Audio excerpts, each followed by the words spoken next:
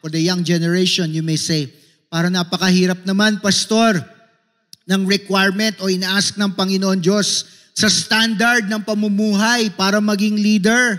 Ngayon pa nga lang, hindi ko maayos-ayos ang buhay ko. Ang dami-dami ko pang mga hang-ups, ang dami-dami ko pang mga issues sa buhay. Hindi, lagi nga ako pinapagalitan sa bahay.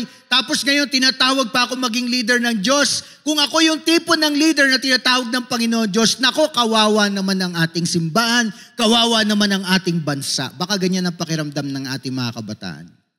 But let me tell you something, young generation, young people, if that is how you feel about yourself, that's good. Alam niyo kung bakit maganda yan? Because you are aware of the things that you need to work on.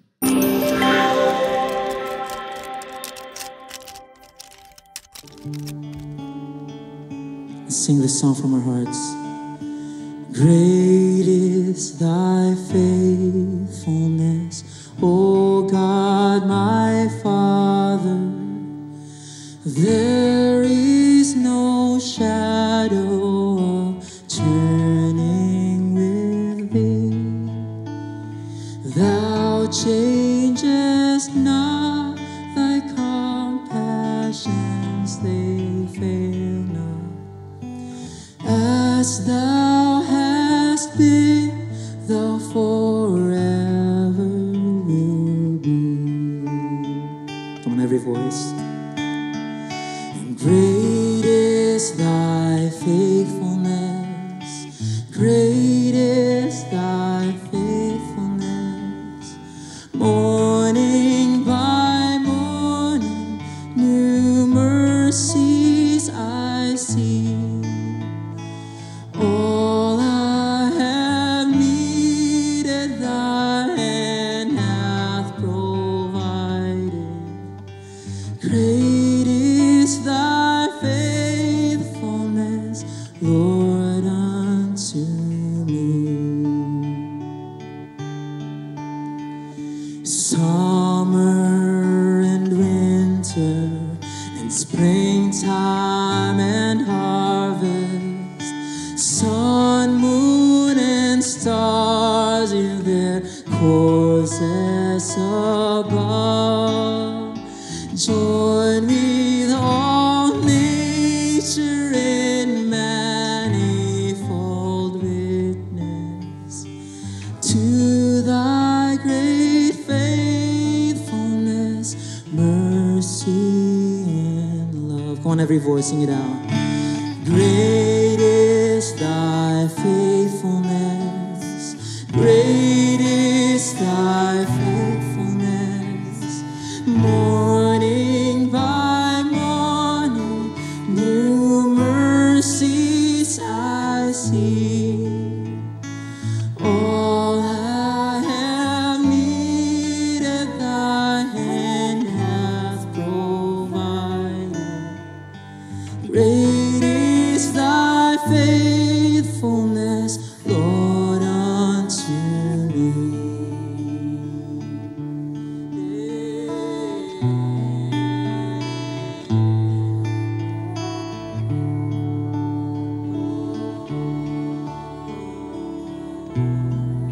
Thank you, God. Thank you, Lord, that we can freely sing to you, Lord. Salamat, Panginoon. You say in your word, Lord God, that you are faithful to the people, Panginoon, who diligently seek you, Panginoon. So, Lord, at this very moment, we seek you. We seek you, God. Ikaw lamang, O Diyos. Hallelujah. Hallelujah. Oh, come on, can we sing that again from the top? Say, and great is thy faithfulness, O God, my Father. There is no shadow of turning with thee. Thou changest not, thy compassions, they fail not. As thou hast been, thou forever will be. Great, sing it out. Great is thy faithfulness, great Morning by morning, come on. Morning by morning, new mercies I see. All I have needed, thy hand hath provided. Great is thy faithfulness, Lord. Come on, sing it again. Great is thy faithfulness. Sing. Great is thy faithfulness. Great is thy faithfulness. Morning by morning, new mercies I see. All I have needed, thy hand hath provided.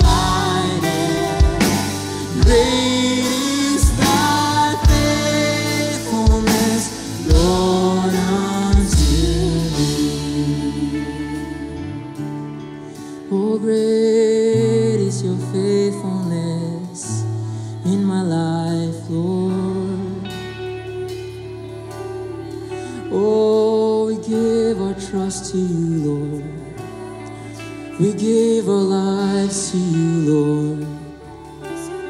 Oh, you are worthy, you are worthy. Can we sing? Pardon for sin and a peace that endureth. Thine own dear presence to cheer and to guide. Strength for today and bright hope for tomorrow. Blessings all mine with 10,000 beside.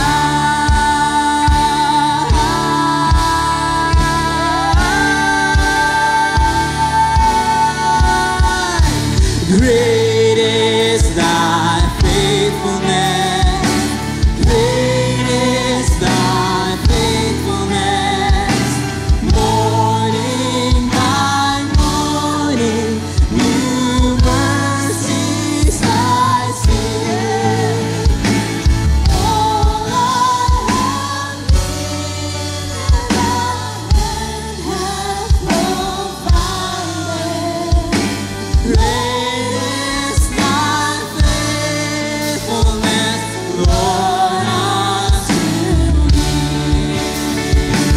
Great is thy faithfulness. Great is thy faithfulness. Morning by morning, new mercies I see. All I have needed, thy hand hath provided. Great is thy faithfulness. Great is thy faithfulness. Great is thy faithfulness, Lord, unto me.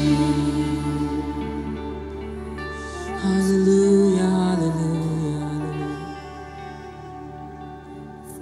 hallelujah. Hallelujah, hallelujah, hallelujah. Hallelujah, hallelujah. Come on, Cornerstone, for the last time. Can we sing it with all our voices? Sing it out. Great is thy faithfulness.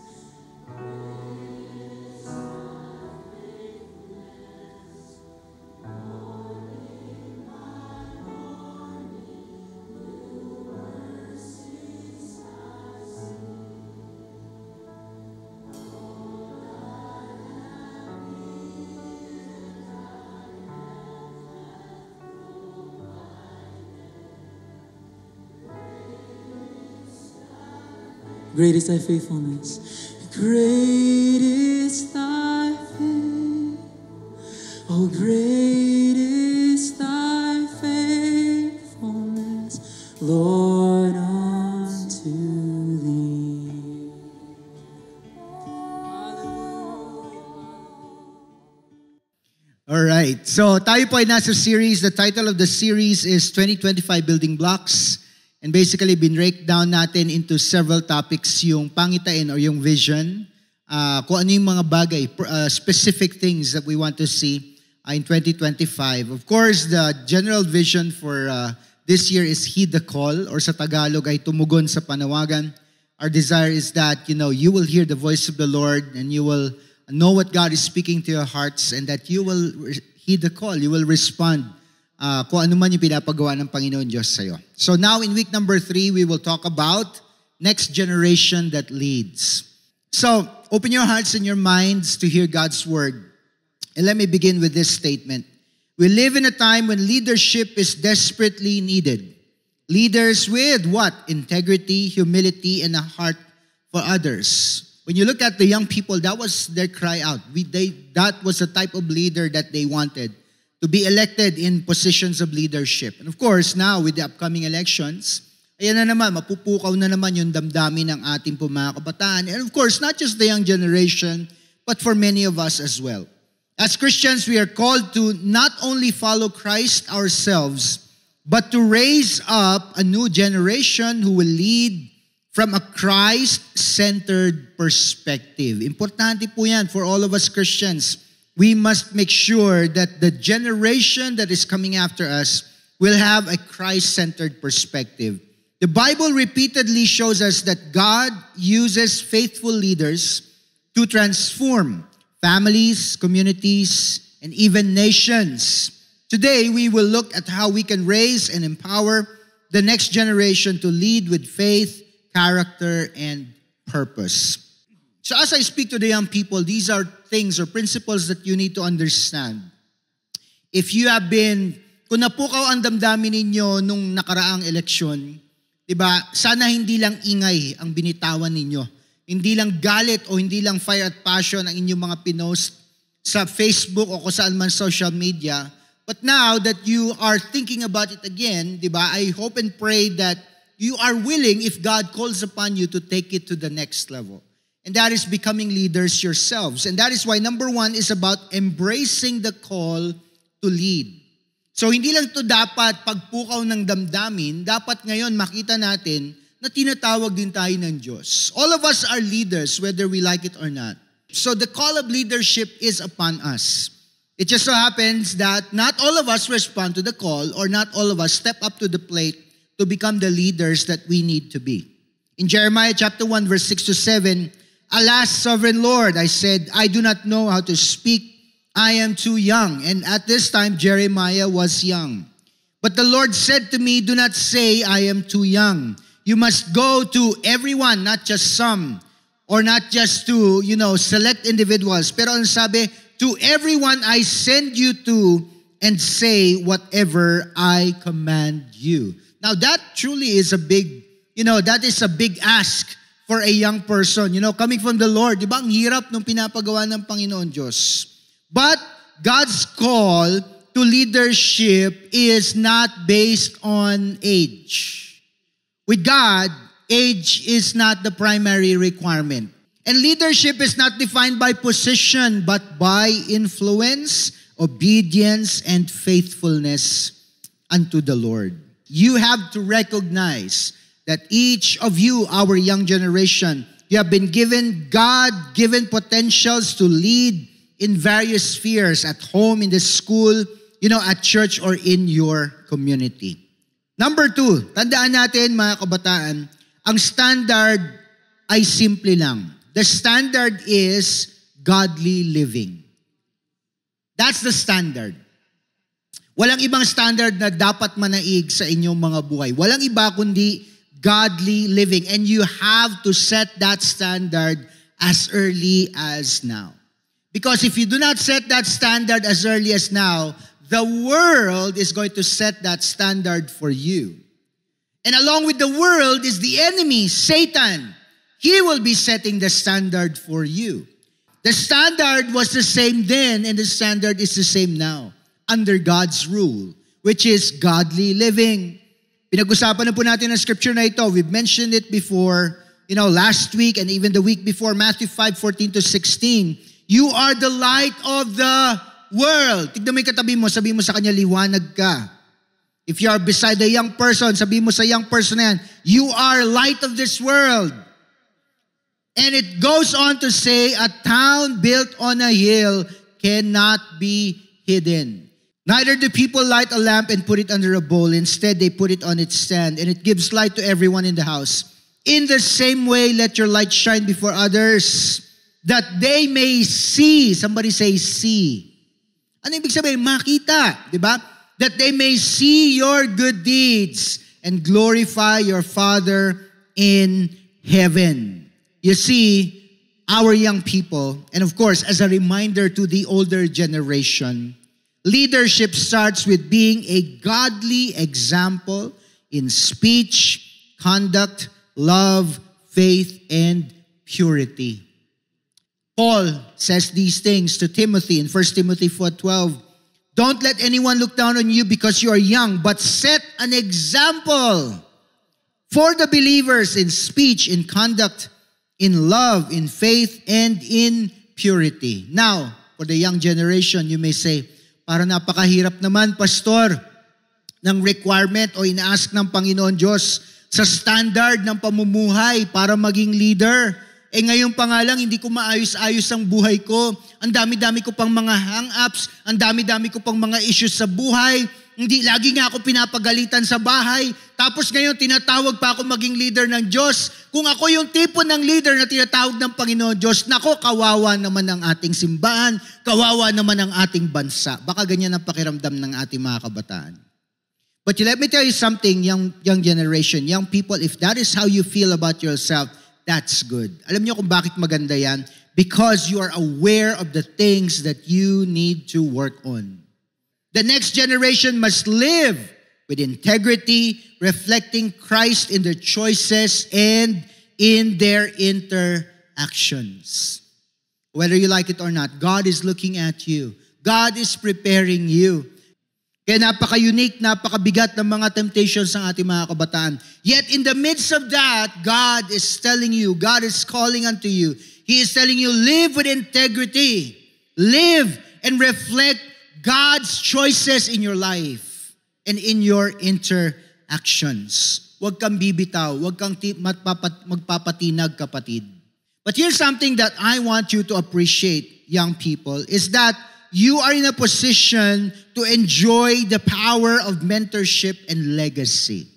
In 2 Timothy chapter 2 verse 2, about mentorship and the things you have heard me say in the presence of many witnesses, entrust to reliable people who will also be qualified to teach others.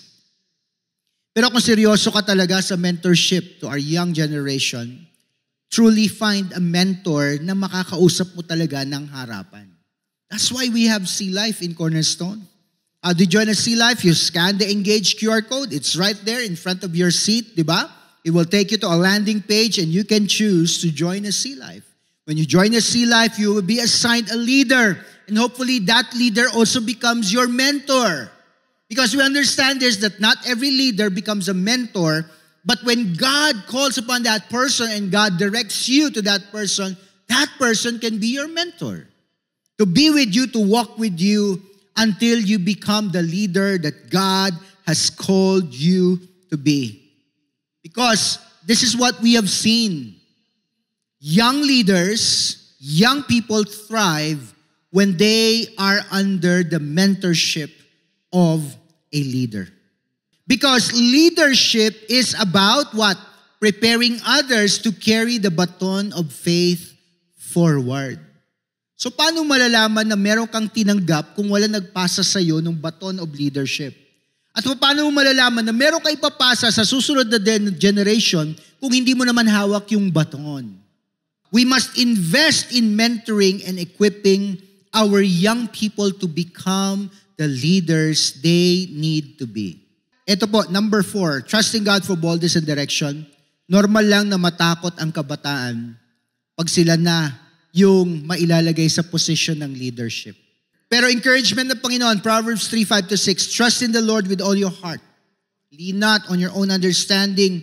In all your ways submit to Him and He will make your path straight. Tanda mo, kung si Lord ang tumawag sa'yo na maging leader, siya rin naman ang sasama sa'yo at tutulong sa'yo para ma-develop ka bilang isang leader. Kailangan lang na magtiwala ka sa Kanya at bibigyan Kanya ng lakas ng loob at bibigyan ka rin niya ng tamang direksyon para maging leader. But you know what? Now, this is not an option anymore. God is calling you. You are the next generation of leaders. That is the vision of this church, that this is a place where the next generation of leaders is being prepared and raised up. To take, to take the reins when it is their time. At kahit na may takot sila sa paghawak doon sa leadership baton o sa leadership possession, alam nila na kailangan nilang magtiwala sa Panginoon Diyos at maging matapang at malakas ang loob dahil ang direksyon para sa kanila ay nanggagaling naman sa Panginoon. Leadership is an act of faith, trusting God for the strength to overcome challenges and lead effectively. The proposal is this: a church and family partnership in raising the next generation of leaders. And when I say this is a proposal, ibig sabihin, hindi pa concrete yung mga programs.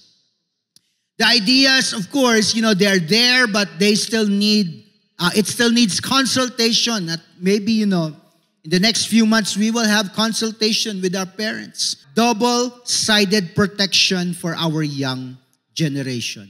Na ang pamilya ay nandyan para protektahan sila at ang simbahan ay nandito para protektahan din sila. They are covered and protected from all sides. A partnership between the church and the families. In Proverbs chapter 22 verse 6, train up a child in the way that he should go, and when he is old, he will not depart from it. And we always use this during baby dedications. We always use it to encourage parents. But may this scripture also speak to the church today as well. Na tayo rin ay hinahamon ng Panginoon Diyos na i-train natin ang next generation para sa partnership na mabubuo, walang anumang puwang ang maaring pasukin ng kaaway para sila ay sirain at sila ay pigilan na lumago at lumalim sa kanilang pananampalataya sa Diyos. Number 1, the family is the first line of defense for the next generation. In Deuteronomy chapter 6, verse 6 to 7, these commandments that I give you today are to be on your hearts. Impress them on your children. Talk about them when you sit at home and when you walk along the road, when you lie down and when you get up. The family is the primary institution for shaping a child's character and faith. It is within the home that children first learn about love, discipline, and the values of life. Parents are the spiritual leaders of the home, tasked with teaching their children God's Word and modeling Christ-like behavior. Nako, mga parents, grabe, di ba? Matinding responsibilidad pala ito. Kasi kayo nga yung first line of defense. And the home should be a safe haven where children feel loved, heard, and guided even when they make mistakes. Kaya nga minsan, sumusobra pa nga, di ba, yung pagiging safe haven ng ating mga tahanan sa ating mga anak. Minsan, kahit hindi na talaga dapat i-acknowledge, minsan ina-acknowledge pa rin natin. But that's good. Because when they grow up, as they grow up, ma-pressure man sila sa labas, di ba? Excited sila umuwi sa kanilang mga bahay kasi alam nila pag uwi sa bahay, doon nila mararamdaman ng comfort. Number 2, the church is the spiritual community, and that is what it should be, and that is how it should function. Sabi po sa Hebrews 10:24 to 25, let us consider how we may spur one another toward love and good deeds, not giving up meeting together as some are in the habit of doing, but encouraging one another, and all the more as you see the day approaching. Yan po ang dapat nangyayari sa loob ng simbahan. Dito tayo nag-encourage sa bawat isa. Dito tayo nagpapalakas. And of course, when we come together, it's not just about fellowship. Fellowship is good, but that's just part of being together as believers in the Lord. Nandiyan ang panalangin, nandiyan ang pag-aaral ng salita ng Diyos, nandiyan ang pag-i-encourage sa bawat isa. While the family provides the first line of defense, the church acts as a broader community of support, guidance, and accountability. It reinforces the values taught at home and offers additional resources for spiritual growth. Importante ito mga kapatid, na alam ng simbahan at ng pamilya na sila ay magkatuwang. Can you imagine, di ba? Pag galing sa bahay, let's say mapapagalitan ng anak. So maghahanap siya ng tatakbuhan niya kasi napagalitan nga siya eh. Pero pagdating niya sa church, grabe, message ni Pastor, children, obey your parents. Di ba? Ano sasabihin ng bata? Grabe, wala talaga akong tatakasan, di ba?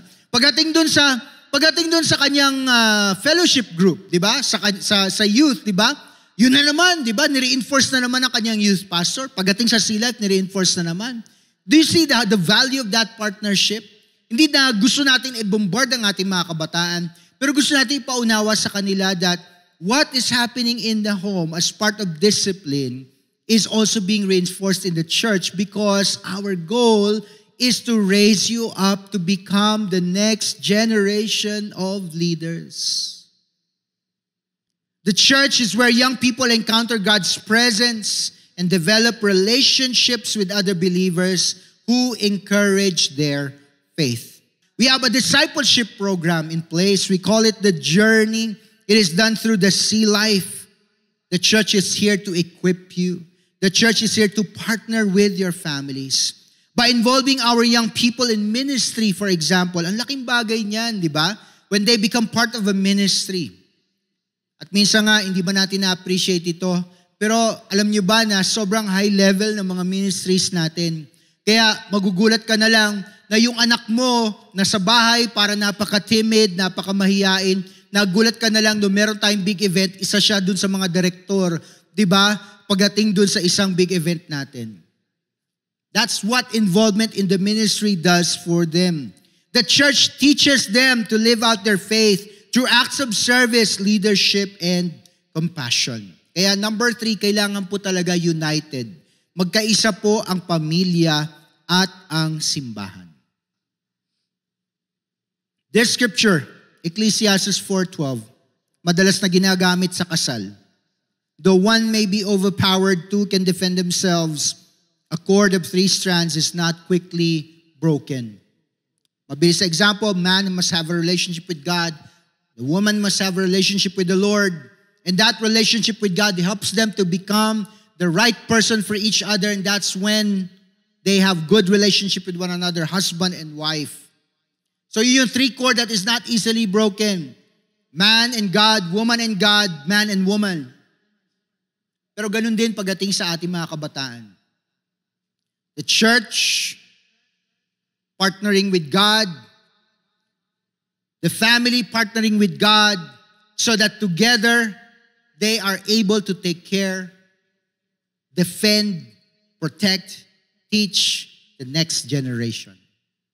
Pakinggan po ninyo mabuti ang puso ng simbahan. Hindi po kami nandito para i-dictate kung paano po ninyo ililid at i-guide ang inyong mga anak. Pero magkaroon po tayo ng bukas na puso at isipan para pag-usapan ang mga bagay-bagay na iyan ng malinaw at maayos. Because at the end of the day, di ba, I believe we can always come up with the right solution to whatever problems or issues we will face. So please, parents, when the door is open for consultation, it is an opportunity for you to voice out your opinion, to let us know how you feel about these things. Because moving forward, it's not about what the church wants. It is not about what you want. It is what God wants for our young people. Yan ang dapat natin ilagay sa ating mga isipan. Because we can get emotional, you can get emotional. Sino ba ang talo doon? Talo yung kabataan. But I believe with an open heart and open mind, this church, our church, would be able to create something so powerful, something so special for our young generation. Siguro hindi lahat ng simbahan yayakapin ito ng ganun-ganun kasi masalimuot eh. Like I said, heed the call. That's the what? That's the vision. That's the theme for this year. So whether we like it or not, tinatawag tayo ng Panginoon Diyos na lakaran ang mga bagay na hindi masyadong komportable. Tinatawag tayo ng Diyos na tawirin ang mga ilog na pag sa unang tingin, parang sobrang lakas ng ragasan ng tubig. Pag nilakad natin yung tubig na to, baka anurin tayong lahat. Hindi nyo ba naisip nung tatawirin ng mga Israelites ang Jordan River, ganun din po ang river. The Bible says that Jordan at that time was at flood stage. Pero nung mauna ang ark, di ba? Dala-dala ng mga priests. Nung tumapak ito dun sa edge ng tubig, ano nangyari sa tubig? Di ba pinigil ng Diyos, tumigil dun sa kalayuan. At sa harap nila, nakalakad sila sa dry ground. The church and the families need to take a step of faith. And you may say, kailangan ba talaga i-preach yan, pastor? Kailangan pa ba talaga na i-dedicate ang isang buong mensahe para dyan? Para po sa akin kinakailangan. Alam niyo kung bakit? Kasi building block nga ito Ibig sabihin, pag naayos natin ito ng tama, nag-establish tayo ng matindi at matibay na pundasyon. Hindi lang para sa atin, hindi lang para sa simbahan, kundi para sa susunod na generation na magiging mga future leaders. Hindi lang ng ating simbahan, maari ng ating bansa. So kung willing kayo, kapatid, at narinig ninyo ang pangungusap ng Panginoon Diyos sa bawat isa sa atin, maari bang iyukunin niyo ang mga ulo ninyo?